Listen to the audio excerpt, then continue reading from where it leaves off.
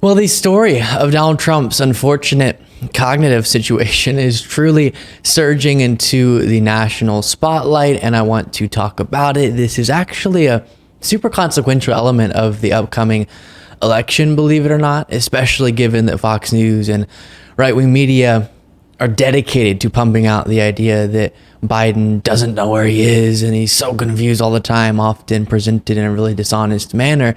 And so I think it's notable, to say the least, to make sure Americans are aware of Fox News' guy, Donald Trump, and how he's a cognitive mess. So not only would you be choosing, in the case of Trump, a guy who was willing to end American democracy by blocking the peaceful transfer of power last time around, but he's also struggling, I guess is how I'll say it. And I'll show you a few things on this. I'll get to Fox News host Sean Hannity genuinely panicking and trying to shut Jessica Tarlov down when she brings up this subject on his show. Great moment.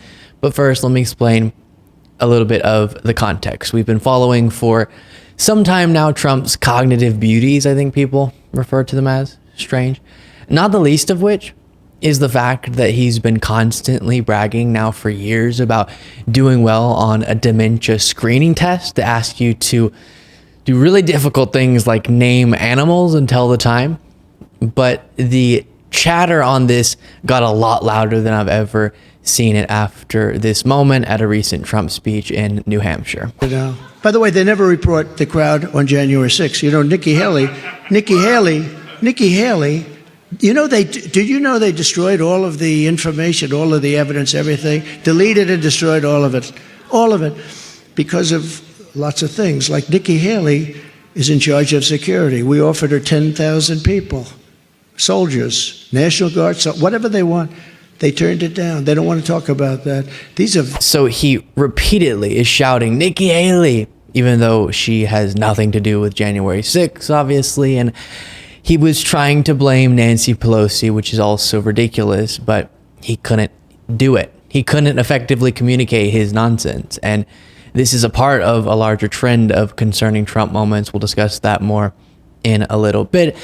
And by the way, we'll also, just to give you a sense of what we're going to go through, we'll also get to in this segment a Republican congresswoman trying to say that Trump didn't mix up anything. That was exactly what he meant, and what he meant made total sense.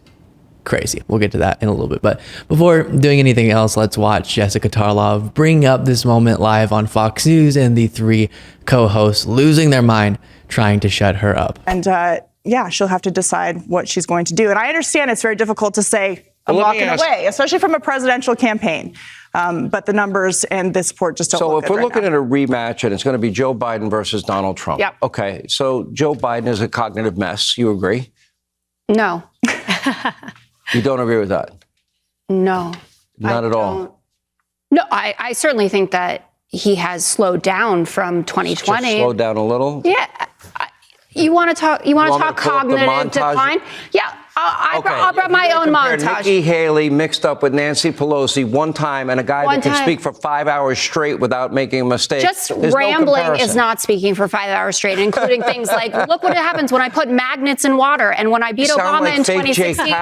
No, I don't sound like fake Jack Tapper. I sound like real Jessica Tarlov. And it's not a small thing. If Joe Biden had confused Nikki Haley and Nancy Pelosi, so they have in common the first letter of their names, and that they're both a woman. He has not had an incident-free speech or appearance where either he bumbles and stumbles, speech. or somebody has to escort him stage left or stage right because he has no clue where to go. They hide him from the press. They don't let him speak to reporters. They keep him on a very short leash for a reason. And that's going to be something that he's going to have to deal with when it comes to the nominee. If you guys think that people are sitting at home and watching Donald Trump talk about Joe Biden's going to get us into World War II, or I need an ID to buy a loaf of bread, or that we're going to buy, actually, this is all intentional. I'm trying to throw you off the scent. The man is bragging about passing a test that you need to pass when you have brain damage. I find this amazing. Joe Biden has been a cognitive mess, and almost every night I played tapes on this show, and then there's 3 mistakes of Donald Trump, and boy, fair and balanced. now the guy that aced a real cognitive test. Go ahead. The bottom line is the assessment of the American people, and you look at any poll, Suffolk, you say today, it doesn't matter. So I think that response from Hannity and the other co-hosts proves they're concerned with what they're seeing from Trump, because we've now reviewed a lot of Jessica Tarlov moments, and when she's making a point on Hannity's show or The Five that her co-hosts aren't that uncomfortable with, they sort of all let her talk and then respond after she's done or ignore her point. But when they don't even want their viewers to be subjected to the stress of hearing her point, they just talk over her, and thus she barely got one sentence out without them interrupting, as you saw, very aggravating. And the reason is, it becomes a lot harder for Sean Hannity to show out of context clips of Biden constantly on his show with the lower third chyron, Biden's cognitive decline or something, when Americans are seeing Trump's issues and Hannity never addresses that.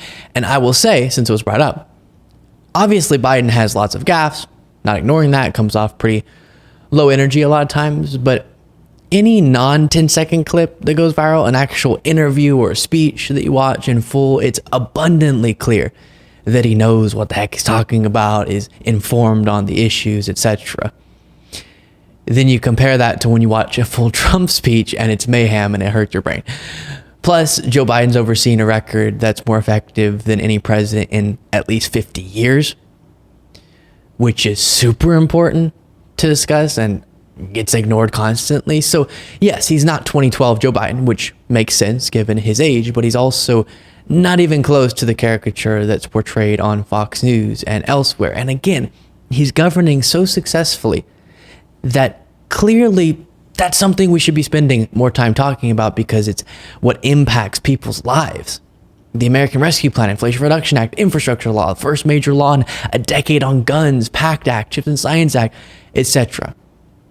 Then we also have to emphasize that a lot of the moments that have convinced people that Biden is the Fox News caricature are extremely dishonestly presented. I've told the story before of a video where Biden looks like he's just sort of frozen on stage with his hand pointing out seemingly at nothing, looking off in the distance. This got circulating right-wing media so much, and he's, again, standing on stage, hand pointed out, and that video is referenced by so many people that I talked to. He didn't know where he was. Oh my gosh.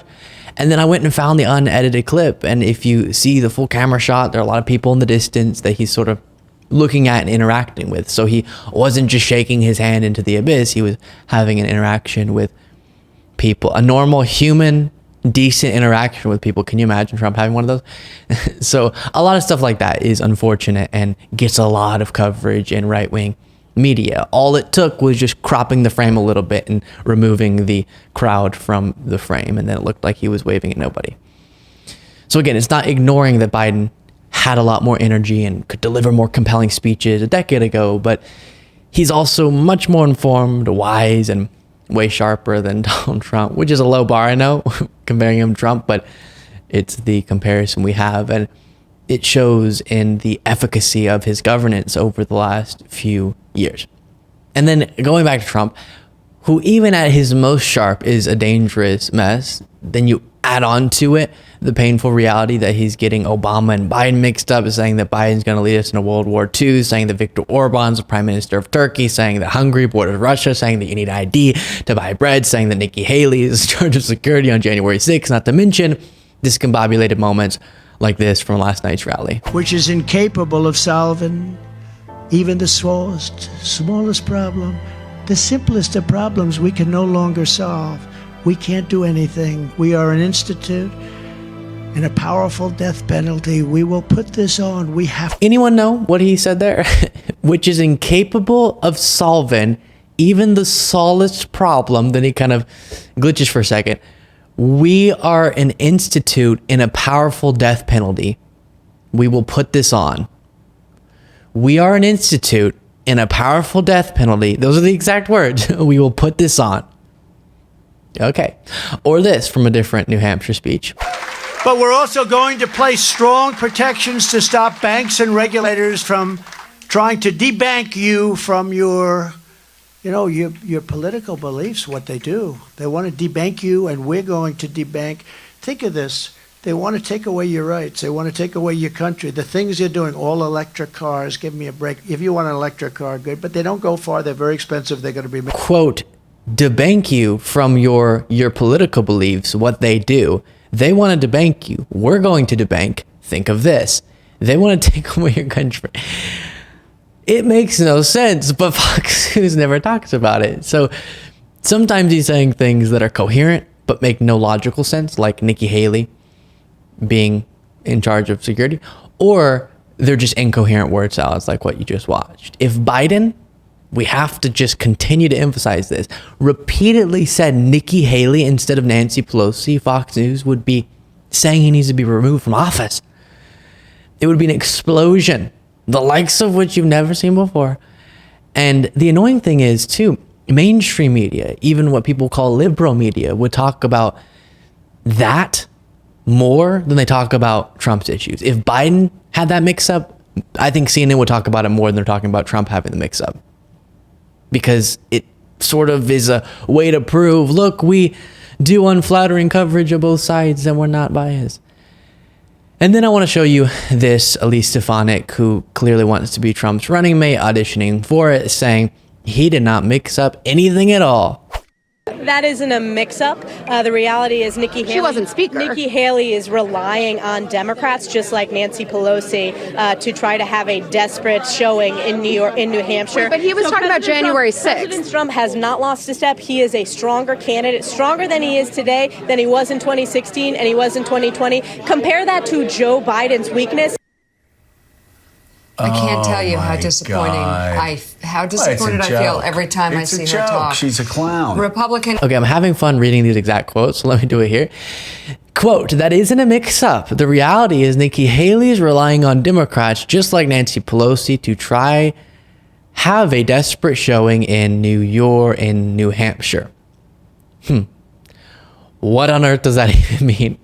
I said when I covered that clip on yesterday's bonus show that this is what the Trump cult looks like. This is what it's turned into. The dear leader never makes any mistakes. That was a 4D chess way of explaining that Democrats are going to be relied on by Nikki Haley, which is why he blamed her for January 6th. Embarrassing. And I remind you of an ad Biden's campaign released that was captioned on X. I don't agree with Nikki Haley on everything, but we agree on this much. She's not Nancy Pelosi. Last night, Trump is at a rally. You know, Nikki Haley, and he's going on and on mentioning me multiple times as to why I didn't handle January 6th better. Nikki Haley is in charge of security. We offered her 10,000 people. They don't want to talk about that. I wasn't in office then. They're saying he got confused. You have voter ID to buy a loaf of bread. You have ID to buy a loaf of bread. What? I'm driving over a road where it's almost all paper. And you can see paper. I know paper. I know cans. But all the time now we see whales washing up on shore because of the wind. Our veterans don't have cell phones, do they? He got confused. He got confused and said he was running against Obama. He never ran against Obama. And we did with Obama. We won an election that everyone said couldn't be won. Obama he doesn't want to talk about it. Well, you mean President Biden. So, don't put our country at risk like this. I'm Joe Biden, and I approve this message. So again, this will be an important topic to follow going into 2024 because it is getting concerning what we're seeing from Trump. And first and foremost, we have to inform people about the way that Trump threatens democracy, the specifics of how he tried to block the peaceful transfer of power, his promises about a second term, locking up his political opponents, his calls for the termination of the Constitution. But while we're doing that, we can also point out that, how'd he put it that one time? He's not a stable genius, okay, to say the least. Make sure you're subscribed to the YouTube channel. If you want to do more, you can become a member at lukebeasleyshow.com/membership, and you get the daily bonus show when you do that. That's very exciting. Also, in case you're not aware, the show is available as a podcast every day. It's being broadcasted out to people who want to listen as they're doing whatever they're doing. And so if you want to indulge in that, feel free. Just search my name wherever you get your podcasts.